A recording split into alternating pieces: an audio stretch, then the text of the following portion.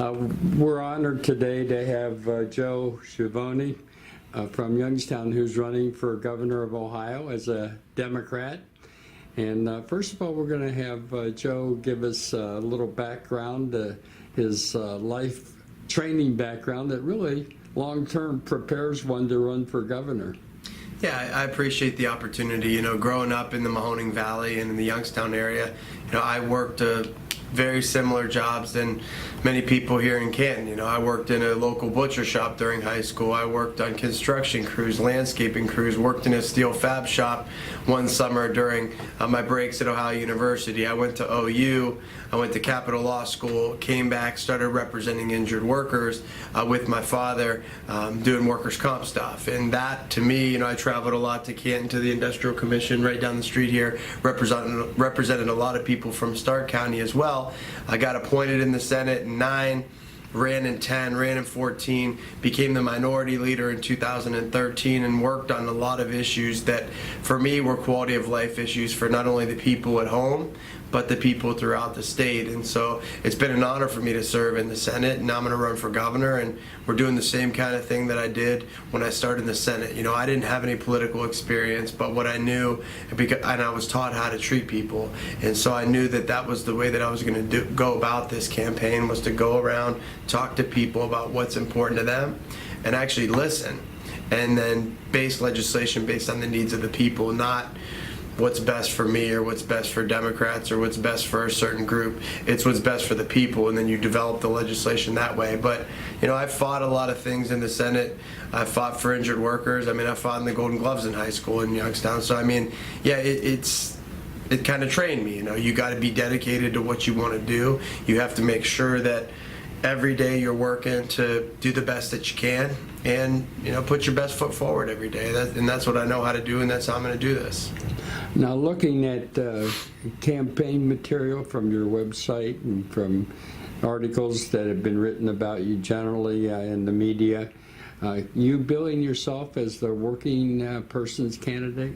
Yeah, I go to places and I talk to people, like I said, about what's important to them. And what's important to people right now are nuts and bolts, basic issues. Good job, good school for their kids, feel safe when they're walking down the street in their communities. We got to do something about the drug epidemic. We have to make sure that we have long-term sustainable clean water, good roads. It's basic needs that people expect of their government, but we've been falling short because of what the Republicans have done with local government funding for schools. They've given all the money back to the rich people in taxes and tax incentives and cuts, and when you don't have any tax base coming in, then you can't invest it. You don't have any money to invest in roads. You don't have any money to invest in schools. You don't have any money to invest in local government funding so they can provide services for addiction and for mental health. You just don't have the resources, and so that's why everybody's been starved out, and that's why in every community that I go to, you see 1,000 levies on the ballot when it comes to election time, because they're not being funded properly from the state, so they got to go back and beg people for money through levies. Same thing with stormwater sewer systems and infrastructure upgrades. The state isn't investing in that. So what you see is when cities are going into these huge plans in order to upgrade their water systems, they got to tack user fees on the people and make the people today pay for the investments of the future and tomorrow. It's unfair. You have to make sure that when you have investments, those are taxpayer dollars that are going for the benefit of everybody in the state. And so just doing the old-fashioned tax cuts to the wealthy that started years and years ago, that doesn't work. But that's what this General Assembly and this governor's done. Well, in America, don't we have a tradition of doing things together as a people? Whether we use a public infrastructure or not. For instance, in my wife and my situation, we don't drive nearly as much as we used to. And of course, we don't have kids in public schools anymore. But we're happy to participate for younger families that do have those needs.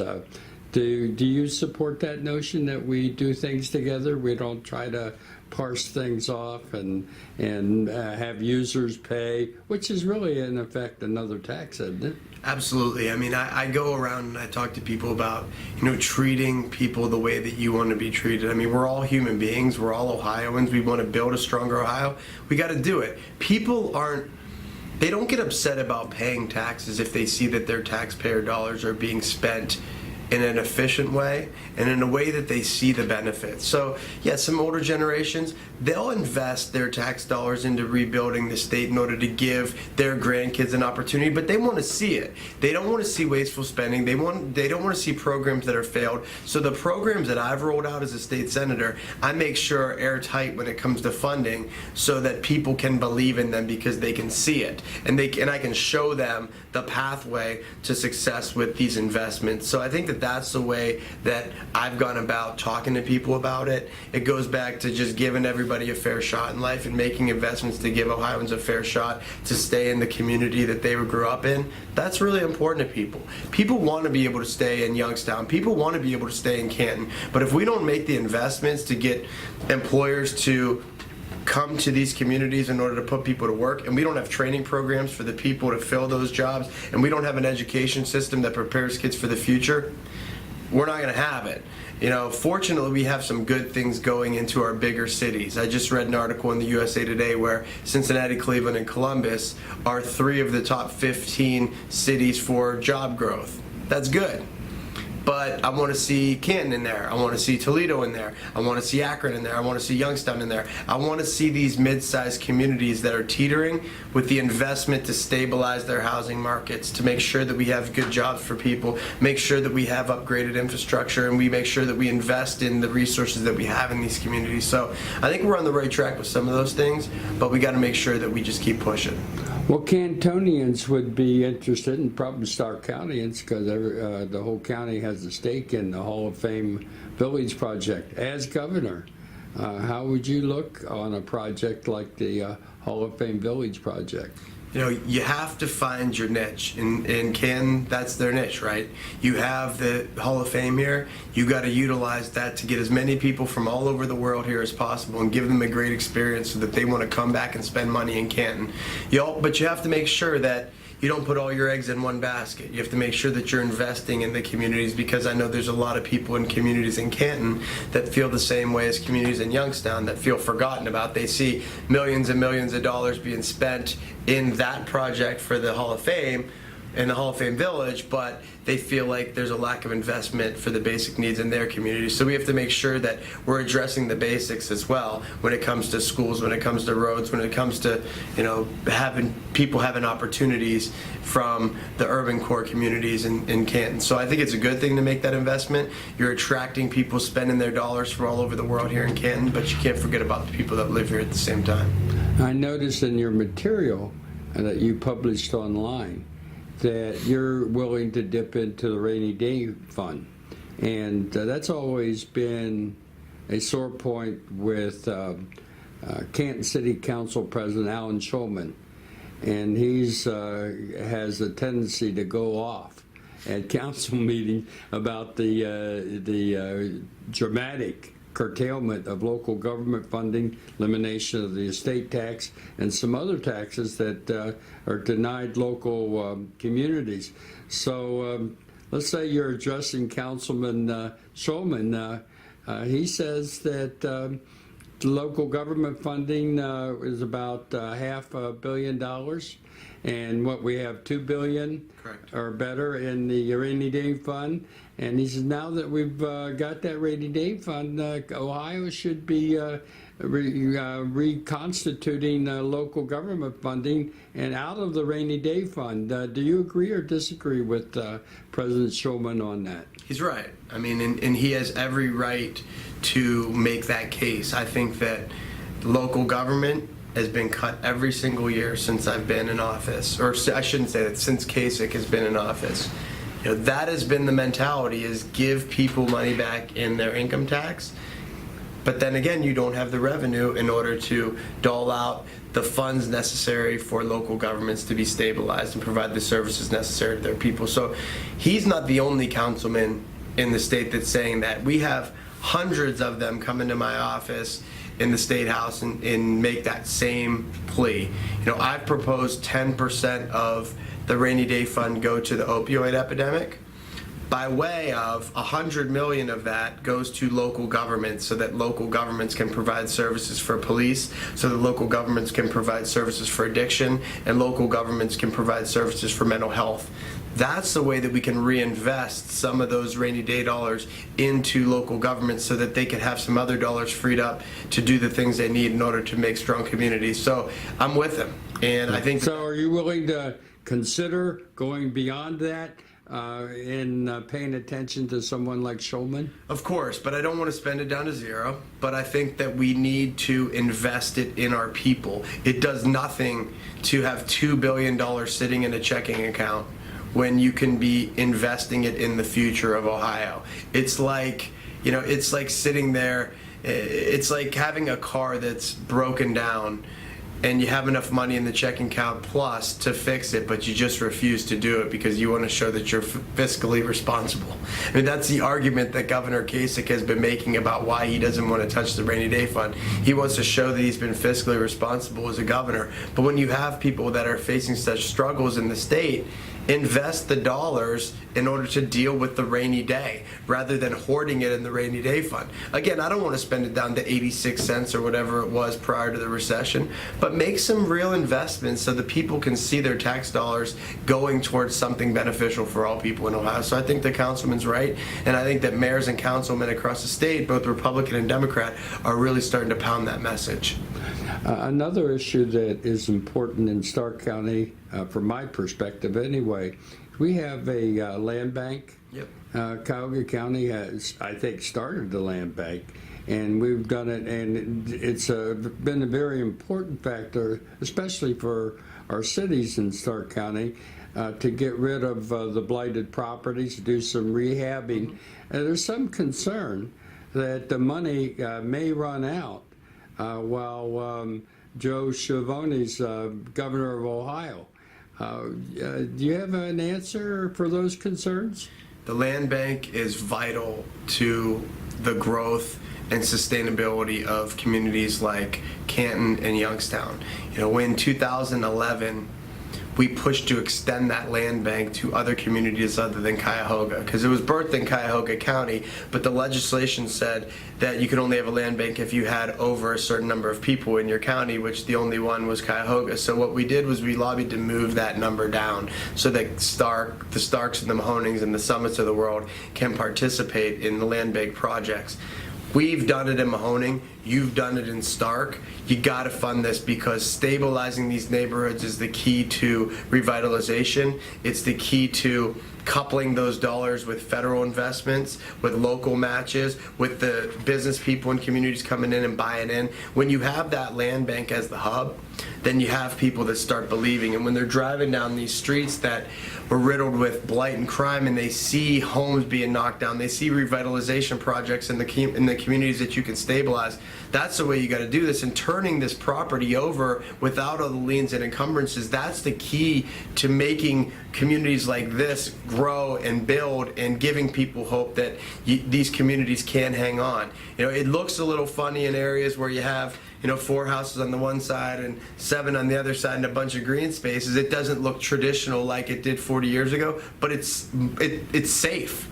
Having these blighted structures where drug dealers can go in and set up shop, prostitution occurs in a lot of these places. You have a lot of squatting that's going on, and things are occurring that you don't want to occur on your street. You don't want to live next door to that stuff. Knock the places down if you got to knock them down. And if you don't knock them down and you can revitalize them using like our Youngstown Neighborhood Development Corporation, I'm sure you have something similar in Stark. These groups come in, they receive funding, and they rehab homes and then turn those over as well in conjunction and in companion with the land bank stuff. That's the way that you grow these places. So Governor Schiavoni commits to working hard to find the funding to keep these land banks going in Ohio? Absolute priority. And when I say priority, I mean funding it like a priority.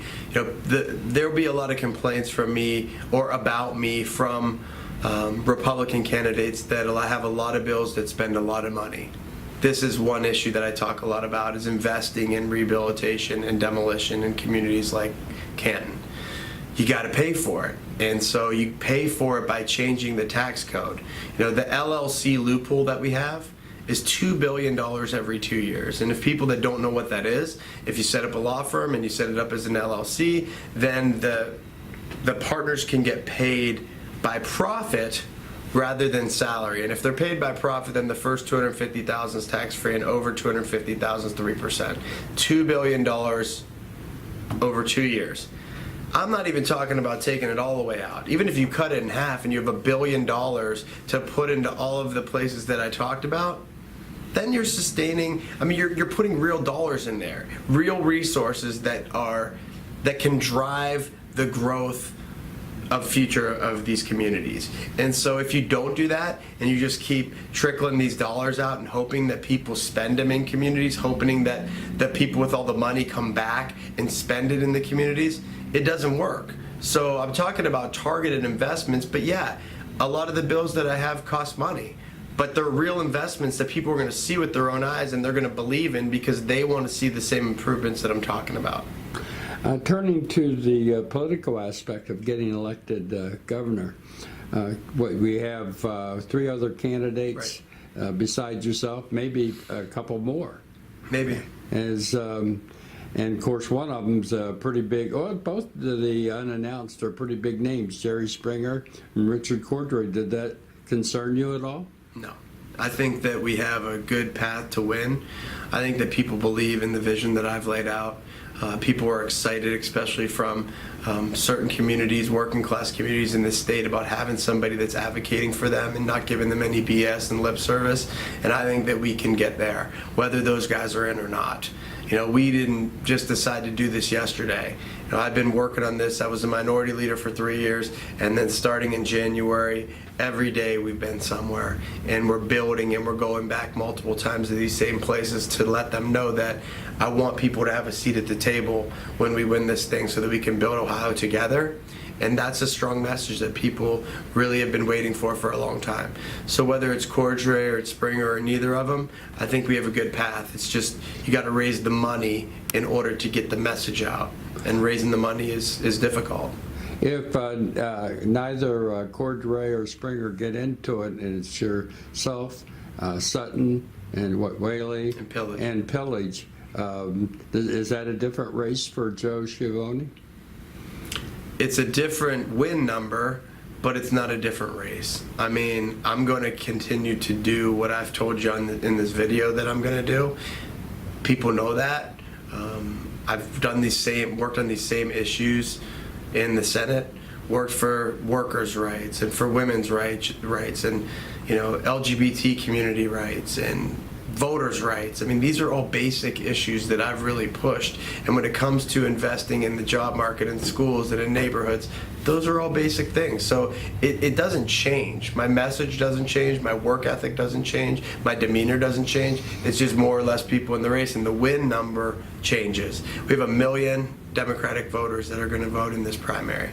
So I think we need about 30% in order to win. I think we get there.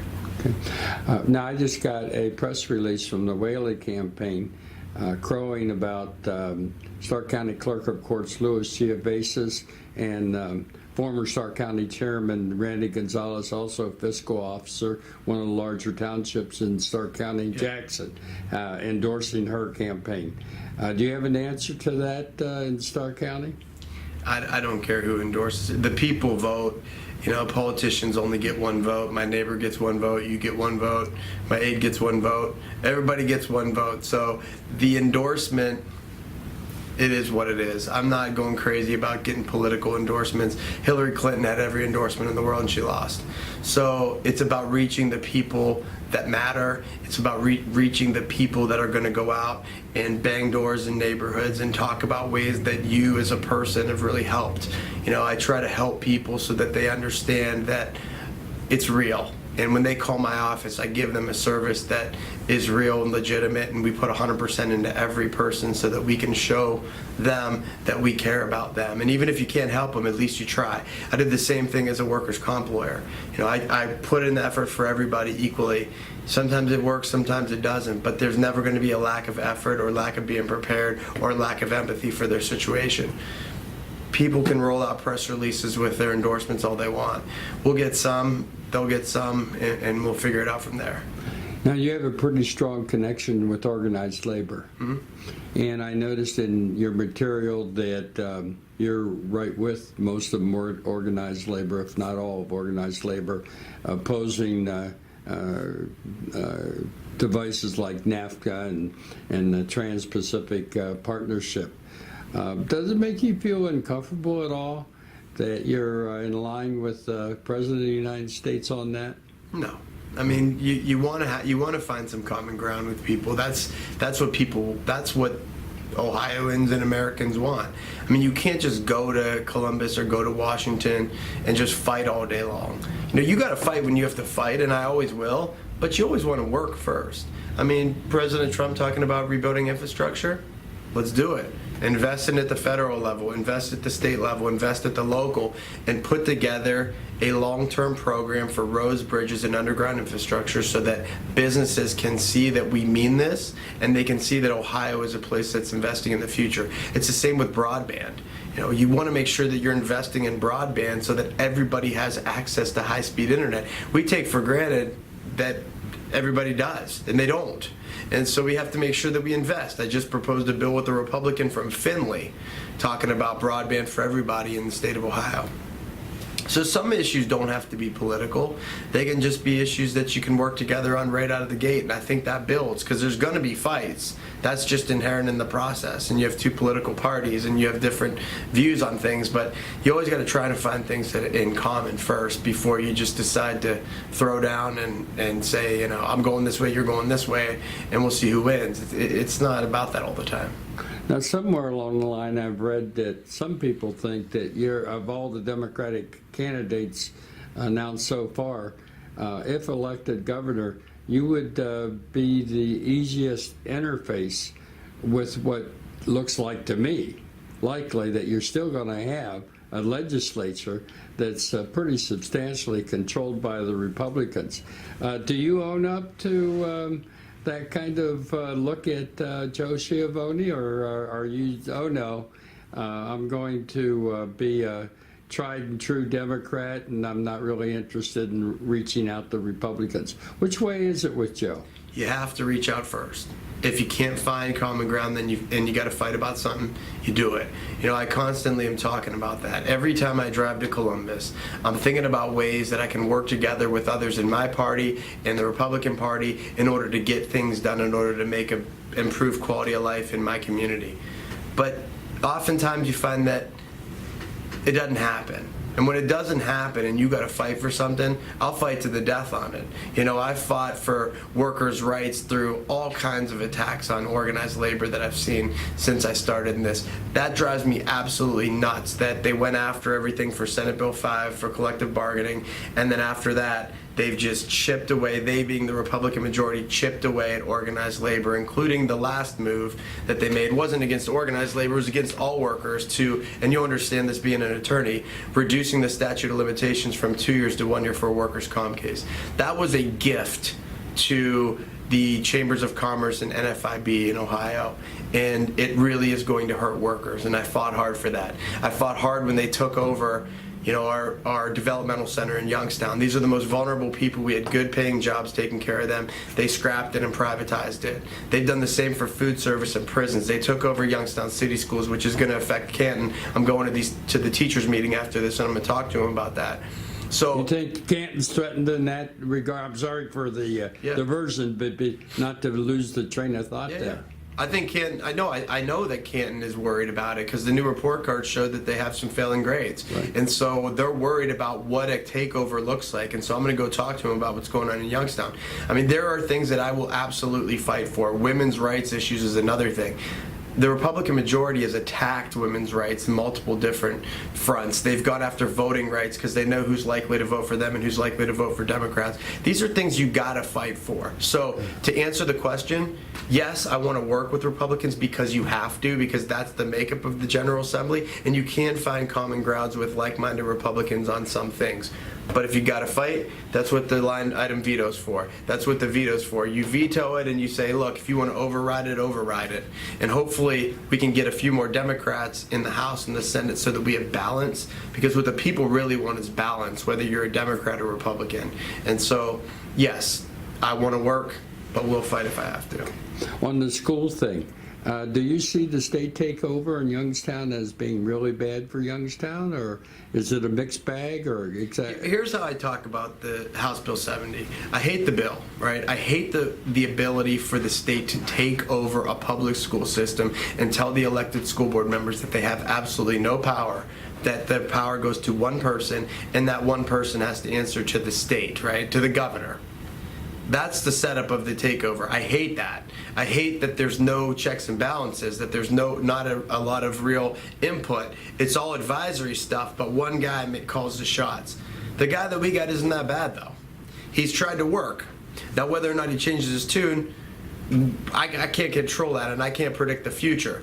But I think that he's trying in a way to bring everybody together. But that doesn't mean that Canton, if they fall into this situation, won't get a CEO that's going to scrap all the public schools, rip up all the teachers' contracts, and turn them all into for-profit charter schools, because he or she can do that as a CEO.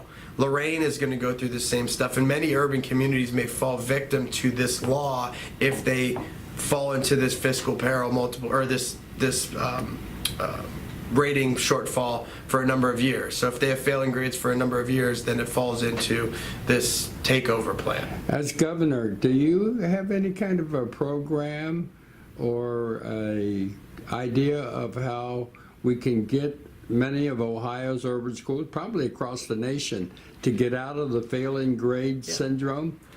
If you think about what Cincinnati has done, Cincinnati has really come together as a community and a city and wrapped their arms around their public school system.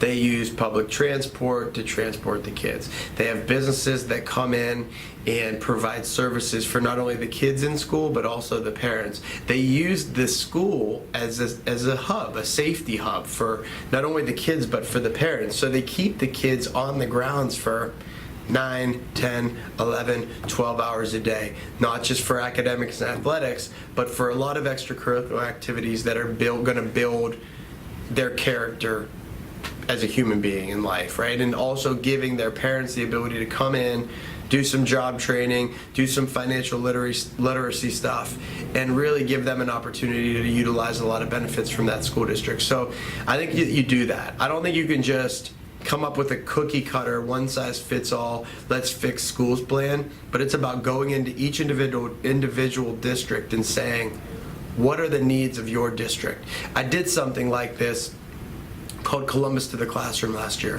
where I went to all these different schools, rural, urban, suburban, poor, rich, whatever it might be, and met with all of the stakeholders in the school, including the kids, and said, look, how do we make this place better for you? What do you like about school? What don't you like about school? And tried to build plans based on the feedback from communities. And what I found is every single district has different needs. And so you can't just place a plan from Columbus and try to fit it into the holes. You got to go and invest in the place that need investors in certain places where you can make a difference. And that's how you finally turn the tide when it comes to schools. But you agree that the real fix is for schools to perform better. Yeah, but you have to have realistic performance goals. Like, you can't have cookie cutter performance goals. Of course, the suburban affluent districts are going to perform better. Right. So you gotta have different expectations. And for me, it's about moving a kid. If you can move a kid from here to here, that's progress. But if they start here and go to here, that's progress too. But everybody's on their own scale. You just got to give people an opportunity and give people an opportunity to work within their means. You know, and not just have the same grading system for every single district. Just like you can't have the same expectations for every single teacher, because kids are human beings that come with baggage. Kids are not pieces of metal that you form into an automobile. You got to think about this from a human aspect and not from a strategic, like, data-driven game plan. It has to have some real, you know, human stuff to it, some real soft stuff to it, not just hard and fast rules and numbers. And you're pretty down on charter schools. Not been effective in your judgment? The for-profit charter model has not worked. They've been able to go into communities like this and communities in my area and make money off kids and not really provide them anything better than what they're getting in their public schools, and often cases something worse, that they're fooling parents in order to go there as a tuition-free academy. I don't have a problem with charter schools if it's something better. I don't have a problem with setting up a school in a nonprofit way and giving kids a better opportunity. But I do have a problem with people just coming into our urban communities, taking these kids out of these public schools, making money, and then a couple years later closing the doors, taking the money and running and sending the kids back to the schools. I do have a problem with electronic learning when you have thousands and thousands of kids sitting in front of a computer screen with no accountability, and they're getting the same money as the public school down the street. For some kids, that electronic model might be helpful, and blending electronic learning with traditional learning may be something beneficial, but not just sitting in front of a screen, not know when the teacher doesn't know what the kid's doing on the other end all day. I think there's been a lot of fraud and abuse, and those dollars should go back to the public schools, and I've put up legislation to back that up. Okay. And you think that public schools and charter schools should be playing by the same rules? If you're a school, you want to call yourself a school, same rules. I propose bill after bill after bill establishing that. I don't care if you want to set up a school, you can do that, but you got to perform, and you got to show the public where the taxpayer dollars are going, because the student follows the money follows the student into that school. And when the money follows the student, those are taxpayer dollars. You shouldn't be able to shield it in a for-profit model. Two final questions. Yes, sir. Since you have such a rich experience in workers' compensation, Yeah. I don't know if you caught it, but in the last day or two, State Representative Schuring, who represents the 48th Ohio House District here in Stark County, put out a proposal to fix workers' compensation. So let me ask you, does workers' compensation need fixed? And if it does, is Schuring taking a correct approach? And of course, what I'm doing here is showing Stark Countyans how Joe Schiavoni relates to what happens in Stark County. I don't know what Schuring's bill is. I haven't seen it, but I'll tell you as a lawyer what I've seen that's wrong. There's two things. One is that the benefits for injured workers are not in a place that is reasonable. So there's been a lot of benefits given to employers, but not to employees and the workers here. So you got to make sure that you're giving a reasonable amount of dollars for somebody that is off during their injury. I think there's also a lot of problems when it comes to the speed of the approving funds for them, as well as medical benefits, as well as all of the things that come with the process. So I think the speed and the amount is a problem on the worker side. On the employer side, I just had an employer call me from Youngstown that's having an issue. What they've done with premiums is a little bit screwed up. What they've done at the state level with the premiums is charge a bunch, but it kind of goes up and down in the graph, and you can't really figure out what's your long-term payment per month. But then they give you a bunch of money back at the end.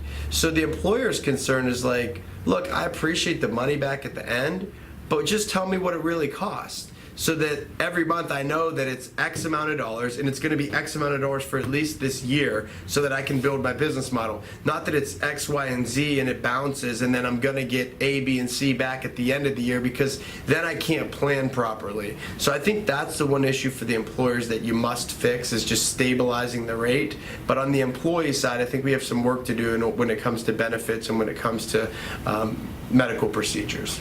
And then one final question that relates to Stark County is, recently the Stark County Court of Common Pleas judges got real upset with the Department of Rehabilitation and Corrections. And I think it's other counties too. Cuyahoga County, I think, Common Pleas bench were upset with this move.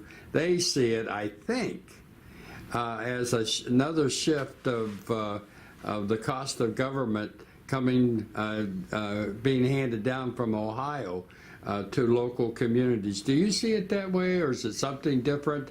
Should the judges be resisting like they are, or is there another side to this?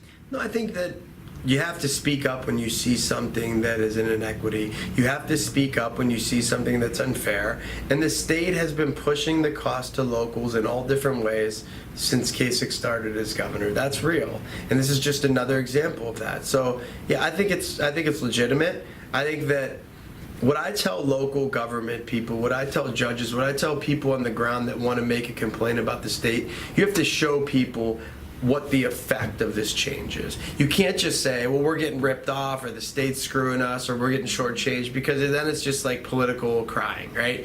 It has to be the shortchanging from the state of Ohio has caused us to do A, B, and C, and those changes are going to affect services for you in this number of ways. And that way people can see it. They can make that link, and they can say, no, I don't want that. I don't like that. I pay my state taxes, and I think it should be going to vital services for people in communities, not to tax cuts for the wealthy. And that way you can paint it, and you can show people what the effects of these cuts are, rather than just standing up on the steps and saying, these cuts are killing us. You got to explain it in a way that people can understand. Okay. Well, I've worked real hard to ask you a large range of questions, and but I always have a candidate at the end. And if I miss something that you want to cover, some kind of a wrap up, please help yourself. Yeah, I appreciate that. I mean, as I'm going through community by community, I'm telling people in every place that I go that just because I don't represent you in the state senate right now doesn't mean that I can't advocate for issues that are important in your community. And so if you want me to work on legislation based on the needs, I'm in that position to do it. Whether we don't have to talk about the gubernatorial race, I'm still a state senator representing individuals in Ohio, and I want to be as effective as possible in order to do that. And if people have questions for me, or people have issues, you can reach out through my website, you can reach out at my office, you can do it a number of different ways, but I truly want people to understand that we're running hard and fast because we want people to feel the team that we're trying to build. It's about growing Ohio together. I don't have all the answers. I'll be 38 years old next week. I need feedback from people in order to craft and perfect ideas that I have. And so together I think we can do this, but it's about listening, it's about learning, and it's about hard work and working together. And so at the end of the day, I think we'll get there. And I just appreciate the opportunity to spend some time with you today. Okay, well, thank you, Joe Schiavoni. Thank you. From the Youngstown area, running as a Democratic candidate for the nomination May of 2018. Thanks, Joe. Yeah, I appreciate it.